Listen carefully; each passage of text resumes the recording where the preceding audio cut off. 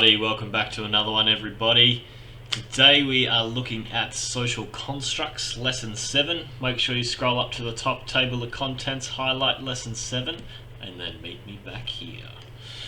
Alright, social constructs. So our syllabus dot point today, there's a main overarching dot point, and then there's sort of two substandard dot points which we could tackle in the one. So we're going to look at society as a construct that develops over time.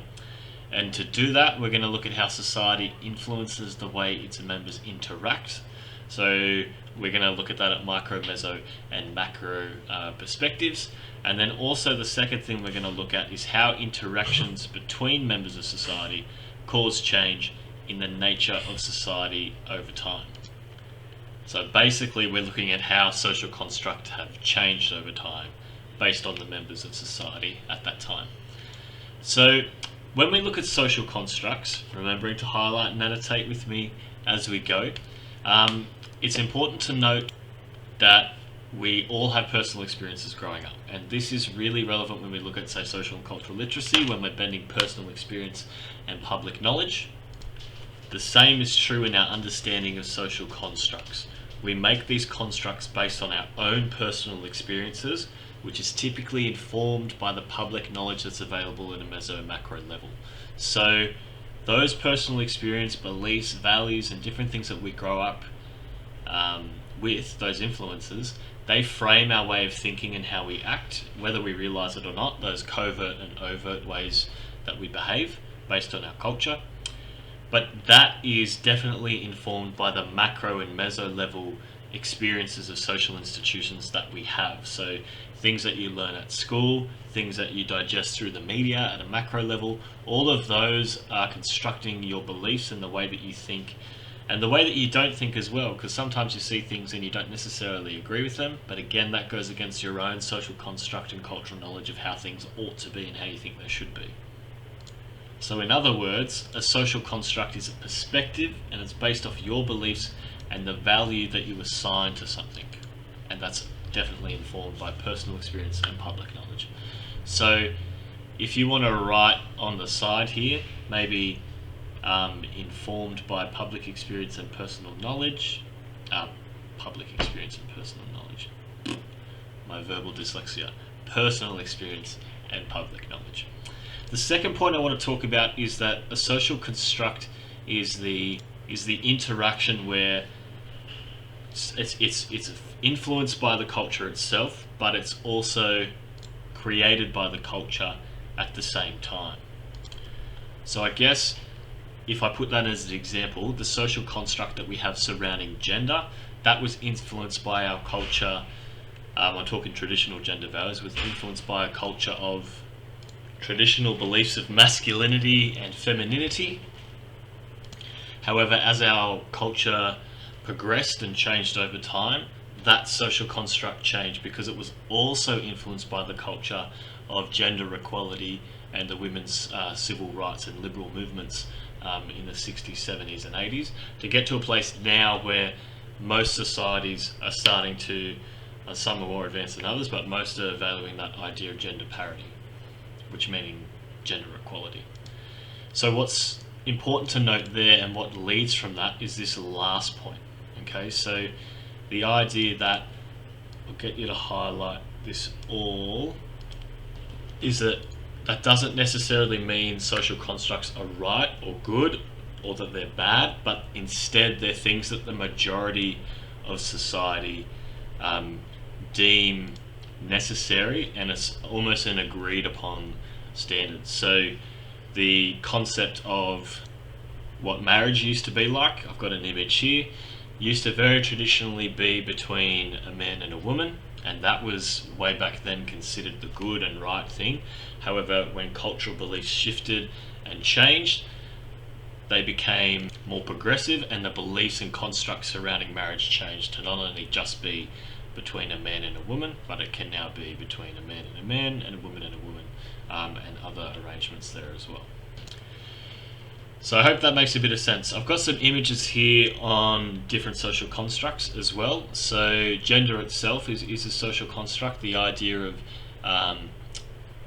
gender traits, femininity and masculinity, and that boys should do this and girls should do that, is a social construct. I'm not talking about the inherent masculine and feminine sort of traits or physical sort of DNA stuff that you're born with. So like the example that men naturally have more testosterone than women and women naturally have more estrogen than men.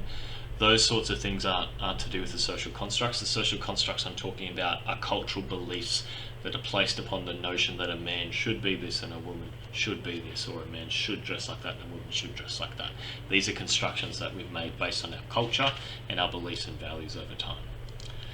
Another thing or example is the idea of government. Like humans decided to get together at some point in society and deem that a certain government or elite authoritative structure should be elected by people, and therefore democracy is born. All of that is a social construct, and this idea that we have a government, we have a House of Reps, a Senate, that we vote them in, that they then have the power and authority to make decisions on our behalf, is a social construct that we've created. The idea that money and currency, that instead of trading, way back in the day you might trade a cow for, I don't know, a house or something. There wasn't this kind of currency of money. Currency existed, but in its form of plastic coloured notes that we have here in Australia. If you tried to give 1,000 years ago a guy a few $100s for a cow, he'd probably look at you weird and well, obviously because he doesn't understand what cash is, but you get my drift. Like, we have all mutually agreed in society that our currency can look like cash, and that now it can look like digital numbers on the screen, and that those numbers represent things that we can purchase with our said currency. But that's a social construct that we've all believed and assigned, typically by authorities and people in government who have made those decisions. But that is a social construct because it wasn't always that way, and it has changed over time. We're now moving into a period where cryptocurrency is seen as another form of payment that you can make. So it's always changing and evolving.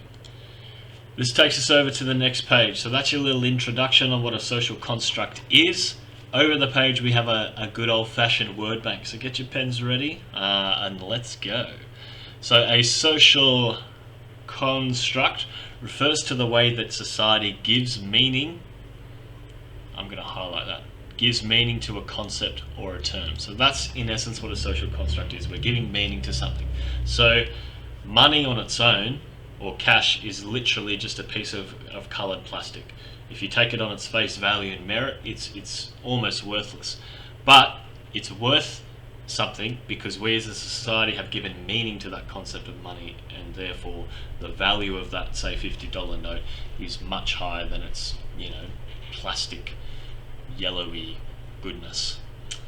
So they're developed by people within society and then held together by authority, by the government, things like that, which is also a social construct, power, and culture. Okay, so authority, I think we've covered a little bit, but culture as well. So if you want to add in brackets here, that's our beliefs, right? And our beliefs about these different concepts and terms drive what a social construct is. So gender, for example, that means nothing as a term. It's only when society, great work up the back there, gives meaning to being a boy or a girl that gender has meaning. Okay, so it's only when society gives it a meaning. So if society expects boys to wear the colour blue and play with trucks, as I alluded to an example with Patrick the other day, although interestingly we didn't force that on him, he just kind of took to that naturally. Or is society so prevalent and prominent around me that I didn't even notice that I was perhaps encouraging that? Who knows? I'll have a baby girl soon, so maybe I can put that theory to the test. And the idea that girls wear pink and play with dolls, this is an example of a social construct. So this is where I would like it if you highlighted here. It's only when society gives a meaning that it has. We'll highlight that bit, that's important. And then the last one, I think I just talked about after reading this. In similar fashion, money is a piece of plastic or metal. On its own physical merits, you would never trade 50,000 bits of plastic for something valuable like a car, unless society and culture has accepted the social construct of currency. So that is, money is valuable and can be exchanged for goods and services. That's another example of social construct, but I talked about that a little bit there. So once you've got that word bank filled in, and that makes sense, I would like us to look at this table here. So what I've done is I've listed various elements of social constructs that we have in society. So marriage, for example, we talked about. Government, money, we've talked about before. But even the concept, genders there, even the concept of authority, law, like the idea that we've decided that red means stop at a traffic light signal, that green means go.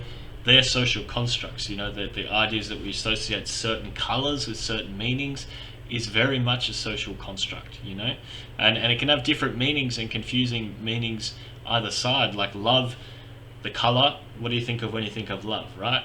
You think of red. What color do you think of when you think of anger?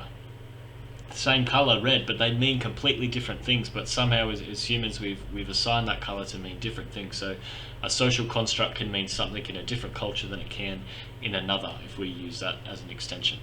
The idea of race is a social construct. So this idea that somehow certain groups of people are more superior than others, complete social construct. Our gestures that we make, so the idea that that's a peace sign, is a social construct for humans that they have made in terms of that representative of the concepts of harmony and getting along together. Just like this kind of means A-OK. I'm sure there's other signals I could use with my hands and gestures, which I won't, but you get the idea. So what I want you to do with this table is that I want you to apply the concepts of continuity and change to each of these social constructs. And I want you to think of this in a contemporary lens, okay?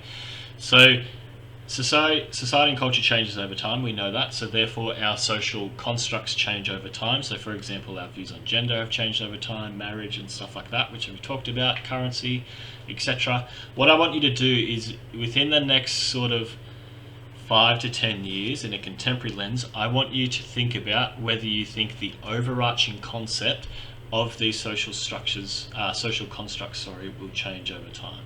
So what I mean by that is, do you think that our current sort of views on gender parity and equality is going to continue over time, or do you think that's going to change into something else? What are your thoughts on that? And that's where I've left a little bit of space below for you to briefly outline why you think that might change, or why you think it may stay the same. So I want you to highlight changes in one color and continuities in another color. It looks like I've already prescribed those colors for you, so yeah, enjoy that. So that's the first activity I want you to do, and we'll have a bit of discussion in class about that and when I check your books. Second task I want you to do is answer a couple of questions. So question 2 here is, do you think social constructs are necessary for society and persons in order to function or make sense of the world? Explain your reasoning. So I want you to take a stance here. Do you think social constructs are necessary for society and for us to make sense of our world? Do we need to have this concept of gender and a prescribed box for everything? Is that necessary? What do you think? Explain your reasoning there. Provide some examples too. With examples. Alright, second question or activity, which is technically number 3 because I can read, is, do social constructs have a positive or negative impact on society? I would like you to justify your reasoning below. Now, the question's asking you to choose a stance here, or I will accept if you want to talk about a positive and a negative aspect within that as well, or if you like, you can take a stance depending on what you believe. So again, justifying your answers with examples there. There's a little bit of a side note before we cap and finish off on this lesson that I just want us to think about. So I've got the thinky face. There are things that in society are not necessarily a social construct, that they're naturally present and inherent, but whose shape is formed via social constructs. So for example, family. Like you are born into a family. Everyone at some stage is born with biological parents. So that's something that's inherent, but it really is the structure of family itself is really shaped by social constructs and the culture surrounding that concept of a nuclear family is mum, dad, 2 kids, right? Or in Western societies, at least, in other societies, the whole extended family lives under the one roof, and that's their normal social construction of what a family looks like. So these are some things which are naturally inherent and present in society, but they're formed by social constructs. The reason I put it in is that a lot of people kind of ask me if these are social constructs or not, so it's kind of like a bit of an FAQ. So I'll go through the rest very briefly. So education, the idea that education exists is inherent. Like parents, community members, human beings from the get-go have always been educating people, like teaching you language, gestures, how to survive, from the wolves in the forest versus to now, the sort of social construct of education we have now is institutionalized in schools. So education's always existed, but it's influenced by a social construct. Religion and belief systems is another thing that's kind of inherent. Like any ancient culture in the world that you think about, or any society, has typically come up with some form of religion or belief system on their own. Oftentimes they are very similar, but that kind of idea of believing in something, whether it's spiritual or non-spiritual, has been inherent in human beings from the get-go, but it's very much shaped by social constructs and humans' beliefs and values of what that should look like, for sure. Power is inherent. Again, I think that's pretty self-explanatory. People have been manipulating and physically dominating each other for a while, but it's certainly shaped by social constructs surrounding what power looks like in the Western cultural world. Sexuality, again, is something that one is born with, but again, it can be very shaped by social constructs. So again, there's stereotypes and certain stereotypes associated with homosexuality. So for example, homosexual men are stereotypically shaped by the social construct. It's less so now, but traditionally we're seen as very flamboyant, whereas women and the other sort of perspective there is that lesbian women in the traditional sense were sort of seen as that. You hear that awful phrase dyke kind of thrown around, the idea that if a woman likes a woman, they're quite masculine and more manly, and that may be the case for some, but it's not necessarily the truth. It's very much built upon that stereotype of a social construct. And same thing with femininity and masculinity. There's inherent parts of femininity and masculinity in both males and females, but they're definitely constructed by the social expectations surrounding gender. So there are some things here, like we just noted, which are inherent, but they're very much shaped by social constructions. All right, that's a social construct. Yahoo!